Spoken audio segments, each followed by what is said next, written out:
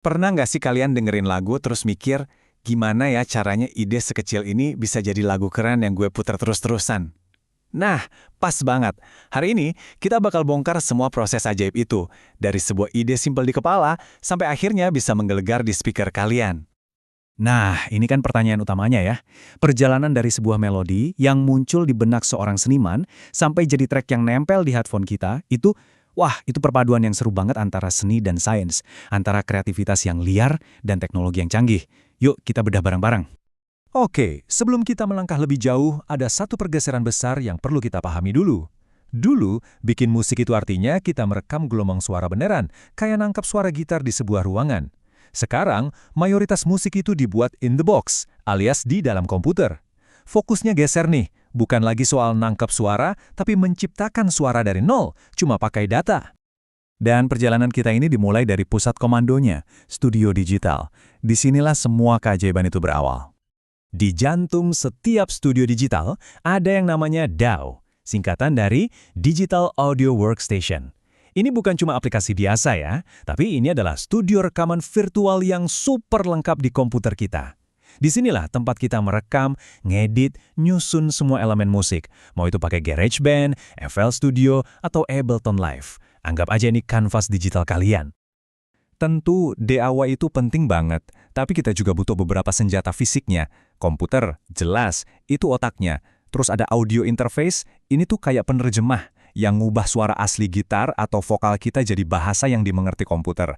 MIDI controller, itu kayak jari-jari kita di dunia virtual. Dan headphone yang bagus, nah ini nih telinga jujur kalian, yang mastiin apa yang kalian denger itu beneran sesuai kenyataan. Oke, studio udah siap. Sekarang, saatnya kita masukin ide-ide musik kita ke dalamnya. Ini adalah tahap kita ngumpulin bahan-bahan mentah buat lagu kita. Dan di sini kita ketemu sama salah satu konsep paling krusial, MIDI. Ingat ya, dan ini penting banget. MIDI itu bukan suara. Bayangin aja, MIDI itu kayak not balok digital. Atau kayak perintah buat robot pianis. Isinya cuma instruksi, mainkan nada C, sekeras ini, selama ini. Karena isinya cuma data, si robot ini bisa kita suruh main piano, biola, atau bahkan synthesizer. Fleksibilitasnya luar biasa. Jadi, seorang produser itu punya dua pintu masuk utama buat musiknya. MIDI atau audio. MIDI itu datanya fleksibel, instrumennya bisa kita ganti-ganti seenaknya nanti. Kalau audio, itu rekaman yang permanen. Suara vokal atau gitar akustik yang udah direkam itu udah mateng. Suaranya udah kekunci, nggak bisa tiba-tiba diubah jadi suara trompet. Nah, pas kita ngerekam audio, ada satu aturan emas yang nggak boleh dilanggar, gain staging. Gampangnya gini, ini soal ngatur volume rekaman. Kita mau sinyalnya cukup kencang, tapi jangan sampai nyentuh zona merah. Kenapa? Soalnya kalau udah merah, suaranya pecah, distorsi, dan itu, nggak bisa diperbaiki lagi. Rekaman yang bersih itu fondasi dari lagu yang hebat. Kita udah punya semua bahan mentahnya. Ada track MIDI dan track audio. Sekarang, saatnya kita pakai topi arsitek dan mulai nyusun kepingan-kepingan puzzle ini jadi sebuah lagu yang utuh.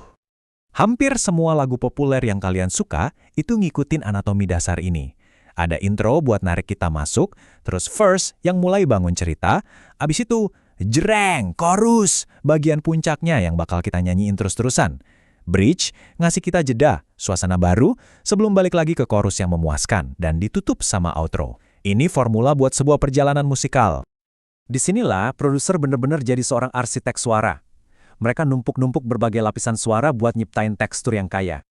Mereka pakai VST atau Virtual Studio Technology, ini tuh instrumen dan efek digital, buat ngasilin suara apapun yang bisa dibayangin. Mereka bangun fondasi ritmisnya pakai drum, dan sering banget vokalnya direkam 2 kali biar kedengeran lebih megah dan lebar. Semua bagian lagu udah tersusun rapi. Sekarang kita masuk ke tahap mixing. Disinilah kita moles setiap elemen, biar semuanya nyatu dengan indah. Saya suka banget analogi ini. Beneran deh, mixing itu kayak masak. Vokal, drum, bass, piano, itu semua bahan-bahannya. Seorang mixing engineer harus mastiin nggak ada satu bahan pun yang terlalu dominan atau malah kurang berasa, jadi bisa nyiptain hidangan yang seimbang dan nikmat. Alat pertama dan yang paling simple itu panning. Ini soal nempatin setiap suara di panggung virtual, dari kiri ke kanan.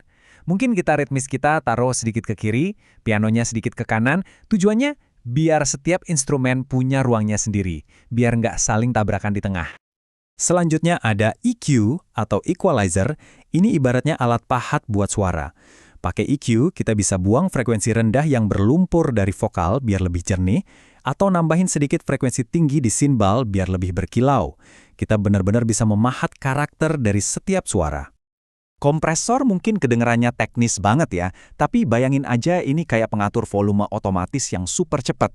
Kalau seorang penyanyi tiba-tiba teriak, kompresor bakal nurunin volumenya sedikit.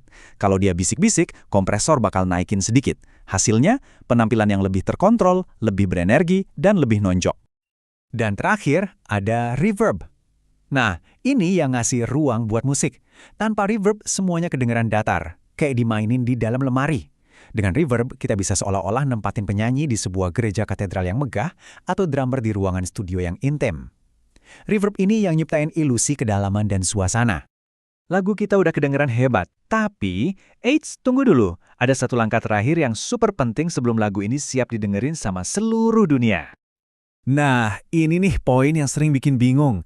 Apa bedanya mixing dan mastering? Kalau mixing itu fokusnya nyimbangin bahan-bahan di dalam satu lagu, mastering itu ibaratnya memoles hidangan akhirnya itu sendiri. Mastering mastiin lagu kalian kedengaran bagus di semua alat putar, dari earphone sampai sound system gede, dan juga punya tingkat kekerasan suara yang kompetitif. Proses mastering ini intinya mastiin lagu kalian kedengaran kenceng dan profesional dimanapun diputar. Biasanya pakai alat namanya limiter.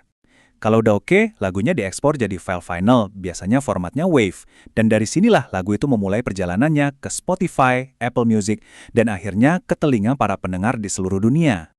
Dan ya, begitulah perjalanannya dari percikan ide di kepala sampai jadi audio di speaker kalian. Ini proses yang ngegabungin teknik sama seni. Dan sekarang, dengan semua teknologi ini ada di ujung jari kita, pertanyaannya bukan lagi gimana caranya, tapi kapan. Jadi suara unik apa dari dunia kalian yang sebenarnya lagi nunggu buat dibagikan?